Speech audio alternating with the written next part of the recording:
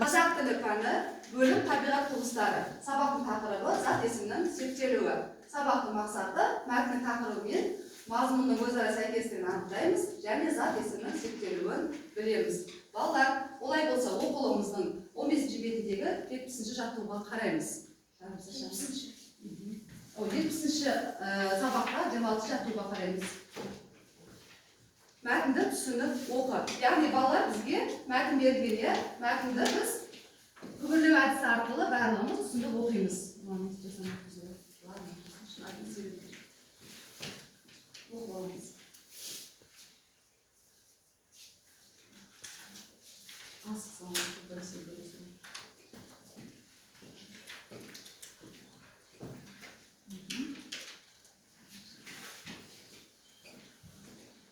Болса, мәтін оқып болса, қаламсағымызды көтеріп белгі береміз.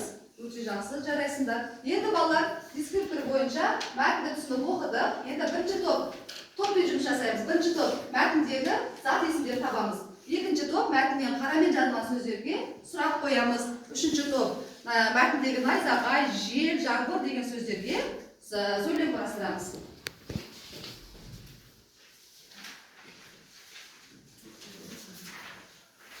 Тоқталамыз балалар. Кесте тоқталамыз.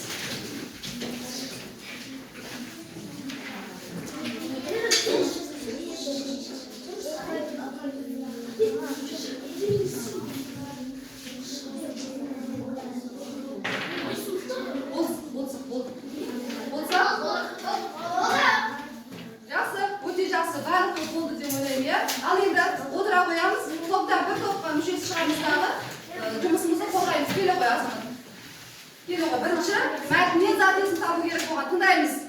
Табиғат, жер, су, бұлт, ауа, бұлт, найзағай. Жақсы, бұл сөздерге қандай сұрақ қойылады?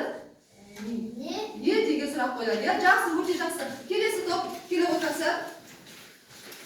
Жерде неде, жерге неге, бұлтқа неге, бұлтты не.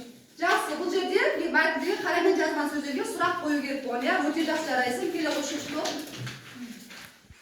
Найзағай қатты соқты, жел тұрып, жаңбыр жауды. Жақсы, найзағай, жел, жаңбыр деген сөздерге сөйлем құрал болған. Дұрыс па? Жақсы, әр тапсырмаларымыз орындалды. Бірінші топқа 2 балл, екінші топқа 2 балл, үшінші топқа 2 балл. Жақсы, олай болса келесі тапсырмаға қараймыз.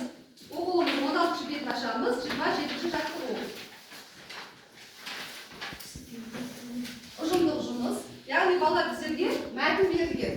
Ол мәтінде сұрақтар қойылған. Қарайдаршы, нені деген сұрақтар берілген.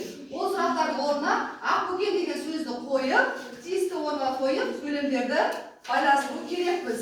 Олай болса, балалар, бұл ұжымдық жұмыс. Барлығымыз қараймыз. Дискриптор бойынша сұрақтың орнына ақбөкен сөзін қойып, мәтінді бір-бірімізге жұбымызға оқып береміз. Даусымызды шығарып, бір-бірімізге оқып береміз.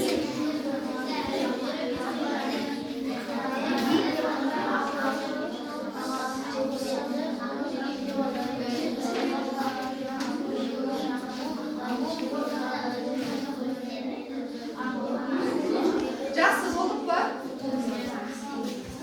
Болғанымыз жұптар, қай жұптар болды? Жұптың белгісі өте жақсы жарайсыңдар. Олай болса, балалар, осы қойылған сөйлемді енді біз байластырайық. Не деген сұрақ қойды? Қандай сөзді қойды? Ақбөкен. Дұрыс па барлығымызда? Келесі. Нені? Ақбөкенді. Барлығымызда дұрыс па балалар? Жақсы жарайсыңдар. Үшінші. Ақбөкенді. Яғни балалар бұл жерде сөздің аты ақбөкен деген сөздің аты не үшін ніңді деген жалған тұр? Себебі сәлем бір-біріне байланысу үшін. Өте жақсы, өте жақсы. Тағы да не байқадық біз бұл нелерден? Мәтінді орындағыда не байқадық?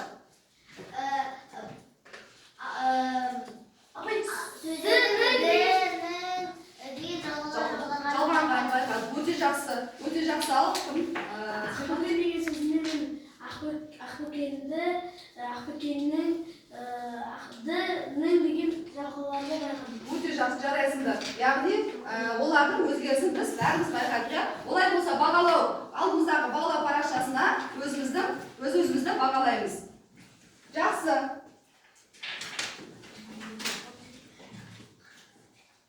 Балалар, сөйлемдегі сөздер бағалап болдық па?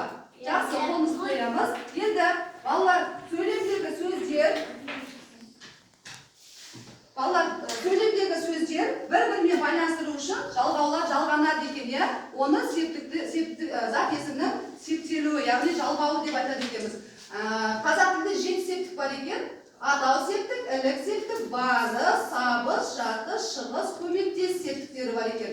Олардың атау септің сұрағы кімне, ілік септің сұрағы кімнің, нені, сол сұрақ қою арқылы бір жалғауларды шығарады екенбіз. Ның, ның, дың, тың, тың, тың. Бар септіктің сұрағы кімге, неге, қайда, жалғаулары ға, ге, қа, ке. Табыс септік сұрақтары кімді, нені, жалғауы н, н, д, д, т, т. Жатыс септік кімден, неден деген сұраққа жауап береді. Жалғаулары да, де, та, те.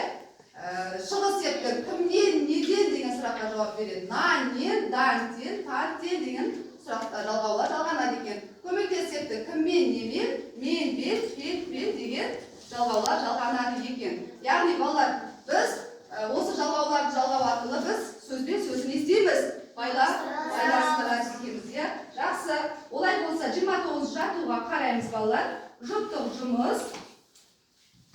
Мына топ адам сөзін, яғни бізге адам табиғат сөздерін септеп жаз дейді. Мына топ адам тобын септеп жазамыз. Осы 7 септікке мына топ табиғат сөзін жұппен бір-бірімізге көмектесеміз. Келесі 3-ші топ жер деген сөзді септеп жазамыз. 2 минут уақыт бере балалар.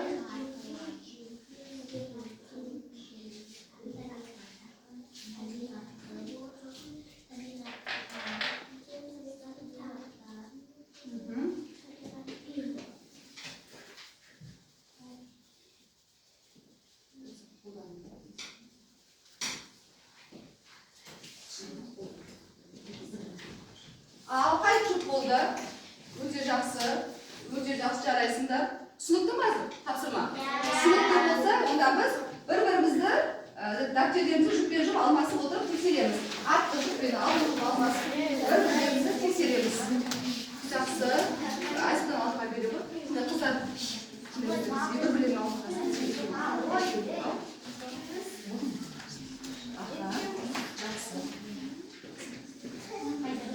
Тексердік па? Олай болса, әр топтан бір оқушы шығартаға келеді. Жасыдан келі ғой. Әр топтан бір оқушы тексерді отыратын. Тыңдаймыз, бәріміз қатемізді үзейміз, қараймыз ал. Атау септік адам. Дұрыс па? Дұрыс. Ілік септік адамның. Дұрыс па? Батыс септік адамға. Бәріміз айтып отырмыз. Адамды. Дұрыс па? Батыс септік адамға. Шығыс септік адамға. Дұрыс па? Септік адаммен. Дұрыс па? Жақсы, өте жақсы. Бір бал келе ғой.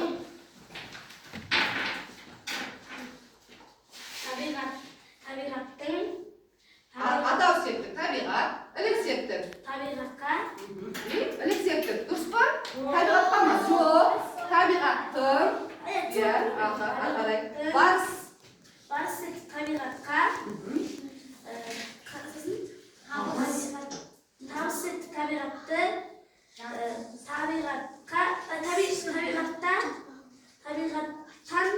Табиғатпен. Балалар, бұл жерде бірден жазып атыр сөзді, иә? Бұл жерде атау септік, ілік септік екенін көрсетпеген, иә? Бір қатесі бар, иә? Жақсы, келе ғой кәсір. Кәсір оқып бере ғой. Ал.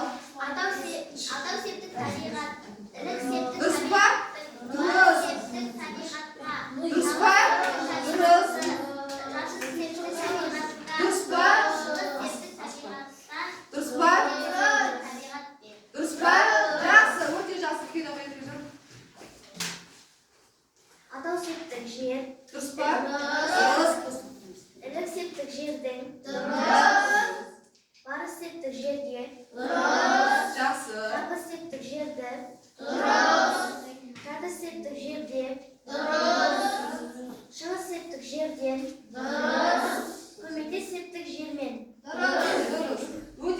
жарайсыңдар. Барлықтарыңыздікі дұрыс қой, иә? Дұрыс болса барлықтарыңа бір балмен бағаланамыз. Бағалау парақшасын аламыз да келесі тапсырманы орындадық деп өзімізді бағалаймыз. Жақсы балалар, бүгін сабақтың мәресіне жетті. Енді біз үй тапсырмасына оқулығымыздың 17 бетіндегі 30-шы тапсырманы аламыз. Әр қатарда қай сөз артық себебін дәлелдеп, сол сөзді алып тастап, сөйлемді көшіріп жазамыз, иә, үй тапсырмасы. Олай болса, балалар, бүгінгі сабаққа кері байланыс береміз. Алтын сақа әдісіменен барлығымыздың алдымызда 3 түсті асық бар, иә? Осы асықтарменен біз бүгінгі сабағымызды қорытындылаймыз. Бүгінгі сабақта егер сабақты жақсы толық түсінсек, сары асықты көтереміз. Сабақты толық түсінбедім десек, онда қызыл асықты көтереміз. Сабақты мүлде түсінбегендері көк асықты көтереміз. Ал барлығымыз көтереміз. Кім нені түсінбеді? Кім Абылай көк асықты көтерді? Не үшін? Тұрағы ойыңды айта ғой. Қай жер түсінбеді? Қай тапсырманы түсінбеді? Септік жалғамады. Септік жалғамады. Қателесіз, иә, өте жақсы. Жақсы. Кім тағы да сары нені көтерген, иә? Ол сабақты түсіндім дейді, тұра ғой. Мен мына 29-шы тапсырмада атау септік дегендерді түсіндім. Түсіндім, иә? Өте жақсы. Сөздер септікпен септеуді түсіндік, иә? Тағы да кім сары жасты толық түсінбедім дейді? Бекежан? Мен 29-шы жаттығуда септіктерді дұрыс түсіндім. Жақсы, өте жақсы. Жарайсыңдар.